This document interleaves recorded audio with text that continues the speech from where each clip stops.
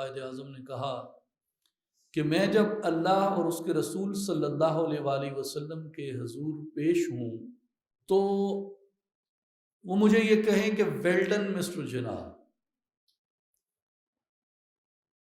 لیکن جب ہم قائد اعظم کے حضور پیش ہوں تو کیا ہم نے قائد اعظم کے حضور پیش ہونے کے لیے اپنے پلے میں اعمال کے، پاکستان کی خدمت کے کتنے پھول باندھے ہیں جنہیں لے کے، جن کی خوشبو لے کے ہم قائد اعظم کی خدمت تک جائیں؟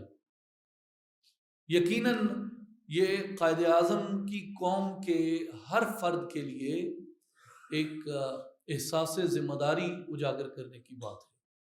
جب نبی اکرم صلی اللہ علیہ وآلہ وسلم کی بارگاہ اقدس میں جائیں یا اللہ تعالیٰ کے حضور پیش ہوں تو وہاں تو ہمیں اس سے بھی بڑی تیاری کی ضرورت ہے، لیکن جناح کے سامنے جاتے ہوئے، قائد اعظم کے سامنے جاتے ہوئے ہماری کیا تیاری ہے؟ یہ ایک بنیادی بات ہے۔ دوسری یہ کہ قائد اعظم کی شخصیت ہمیں کہاں پہ نظر آتی ہے، کس عہد کے اندر نظر آتی ہے؟ اس سے پاکستان کے لیے ایک امید اخذ ہوتی ہے۔ وہ ایک ایسا دور تھا جب ہماری ہندوستان سے تقریباً 1000 سالہ حکومت کو رخصت کر کے غداروں کے ٹولے کے ذریعے سازشی اور مکار انگریز نے ہماری سلطنت ختم کی، ہندوستان کو تقسیم کیا، اور ظاہر ہے کہ اس کا جو درد اور کرب ہے وہ برہمنوں کو نہیں تھا، اس لیے کہ انگریز کے آنے سے پہلے بھی اقتدار مسلمانوں کے پاس تھا، اقتدار برہمنوں کے پاس نہیں تھا۔ برہمنوں کو کس بات کا غم تھا؟ اگر کوئی صدمہ تھا، اگر کوئی درد تھا، اگر کوئی کرب تھا تو وہ مسلمانوں کے سینے میں تھا، اگر کوئی تڑپ تھی تو وہ مسلمانوں کے سینے میں تھی۔ برہمنوں کی تو چاندی ہوئی اس لیے کہ انگریز آیا، اور آج آپ جو دیکھتے ہیں شدت پسندی ہندوستان کے طول و عرض کے اندر، یہ سیلوٹ پیش کریں محمد علی جناح کو بھی، لیکن اس سے پہلے ان فوجیوں کو، ان غازیوں کو، ان شہیدوں کو، ان سالاروں کو، ان جرنیلوں کو، ان فاتحین کو سیلوٹ پیش کریں جنہوں نے ہندوستان میں اسلام اور ہندوستان میں مسلمانوں کی حفاظت کی اور ہندوستان کو اندلس نہیں بننے دیا، ہندوستان کو ہسپانیہ نہیں بننے دیا۔ یاد رکھیں، اگر اس طرح کے سرفروش نہ ہوتے، اس طرح کے لوگ نہ ہوتے تو آج یہاں بھی اندلس کی وہی تاریخ دہرائی جاتی۔ تو یہ وہ زمانہ تھا جب یہاں پہ مسلمان پس چکے تھے، ان کو ملازمتوں سے، نوکریوں سے، مراد سے، اختیارات سے دور رکھا گیا۔ خطبہ الہ آباد کے اندر حضرت علامہ محمد اقبال نے اس وقت کے جو فیکٹس اینڈ فگرز دیے کہ کتنے مسلمان کیڈٹس ہیں جن کو سینڈ ہرسٹ میں ملٹری ٹریننگ کے لیے بھیجا جاتا ہے، اور اس کا تناسب جو ہے وہ کتنا ہے برہمنوں کے مقابلے میں۔ تجارت میں ہمیں روندا گیا، نوکریوں میں، مراد میں ہمیں روندا گیا، اختیارات میں ہمیں روندا گیا، ہر چیز میں ہمیں روندا گیا، اور ایک مایوسی کی فضا تھی۔ اور پھر مسلمان بھی جو یہاں پہ تھے وہ اکثر ایسے کام کرتے تھے جن سے وہ انگریز کی یا ان کی خوشنودی حاصل کر سکے، اور ایک طرف وہ سخت گیر لوگ تھے جو اس قوم کی نمائندگی کرنے کی اہلیت اپنے تعصبات کی وجہ سے نہیں رکھتے تھے۔ ان کے درمیان سے اللہ تبارک و تعالیٰ نے ایک ایسے انسان کو منتخب کیا جس کی اپنی قوم سے کمٹمنٹ لازوال تھی۔ آپ کے علم میں ہے، یہاں پہ بہت لوگ آپ کو ملیں گے، وہ قائد اعظم کو کوئی کسی کمیونٹی سے جوڑتا ہے۔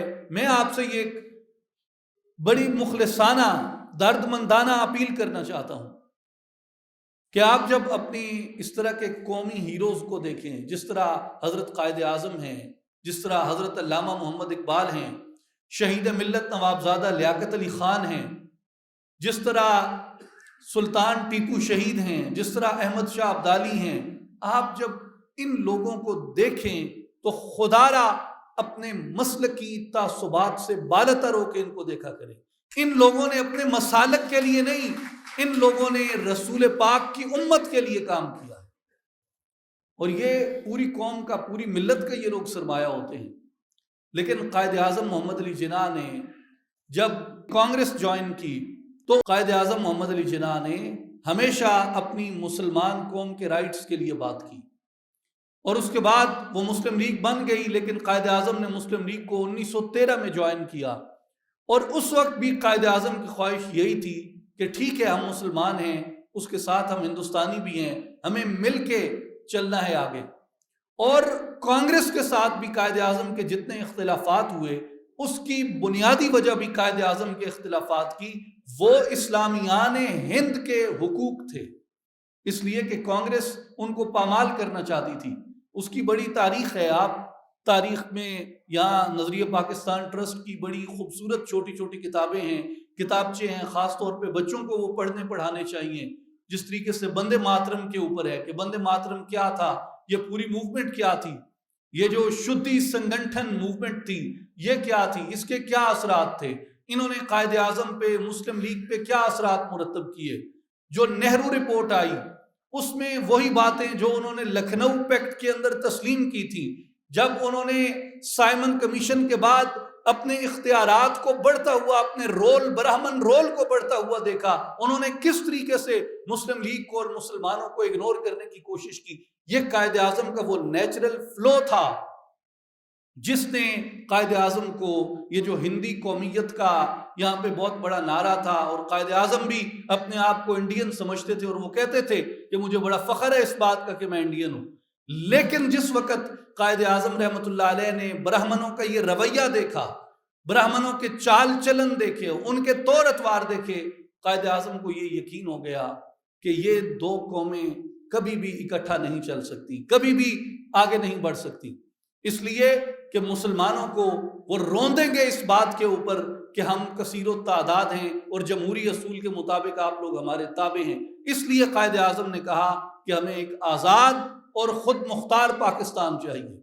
اب آخری دو باتیں میں آپ سے یہ کہنا چاہتا ہوں جو کہ میرے لیے بھی، جن کو ڈسکور کرنا ایک بڑا مختلف مرحلہ تھا اور انہیں تسلیم کرنا اس سے ایک نسبتاً مشکل مرحلہ تھا، اور وہ یہ تھا کہ حضرت علامہ اقبال نے 1930 میں خطبہ الہ آباد کے اندر پاکستان کا تصور پیش کیا، اور اس تصور میں علامہ صاحب نے یہ فرمایا کہ ہندوستان کی راج کے اندر رہتے ہوئے یا ہندوستان کے راج سے باہر نکل کے ہمیں یہ ریاست حاصل کرنی چاہیے.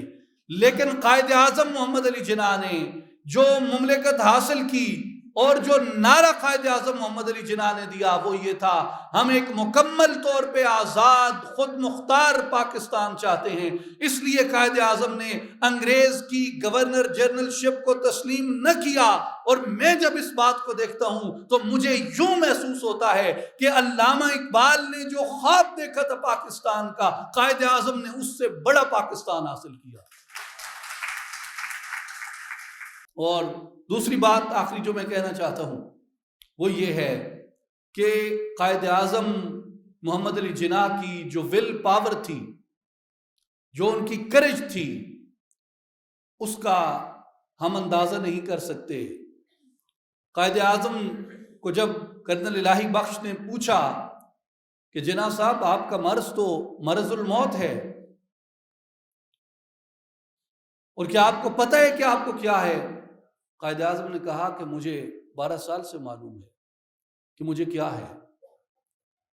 اور رتن جی پٹیل قائد اعظم کے ڈاکٹر تھے، پارسی تھے، انہوں نے ڈسکور کیا تھا قائد اعظم کو ٹی بی ہے، اور اس وقت ٹی بی لا علاج تھی. اور قائد اعظم نے ان کو کہا کہ آپ میرے اس راز کی حفاظت کریں گے. اور رتن جی پٹیل جو ایک ہندوستانی تھا، پارسی تھا، میں سیلوٹ کرتا ہوں اس ڈاکٹر کے میڈیکل ایتھکس کو کہ اس نے ہندوستان کا بگیسٹ پولیٹیکل سیکرٹ ریویل نہیں کیا. اور یہ تمام ہندوستانی قیادت، Congress including Lord Mountbatten, اس بات کو تسلیم کرتے ہیں کہ اگر اپریل 1947 تک بھی ان کو یہ پتہ چل جاتا کہ قائد اعظم کو یہ تکلیف ہے قائد اعظم اس بیماری میں مبتلا ہیں تو وہ کبھی پاکستان نہ بننے دیتے. اس لیے قائد اعظم نے اپنی زندگی، اپنی عمر قربان کی، اپنی صحت قربان کی، اپنی جان قربان کی، لیکن انہوں نے پاکستان بننے کے لیے اپنے راز کو لیک نہیں ہونے دیا. ایک شخص اپنی زندگی قربان کر گیا پاکستان کی خاطر، لیکن اس نے ہمیں انگریز سے بھی اور ہندوؤں سے بھی نجات عطا کی اور ایک آزاد خود مختار پاکستان حاصل کر کے دیا.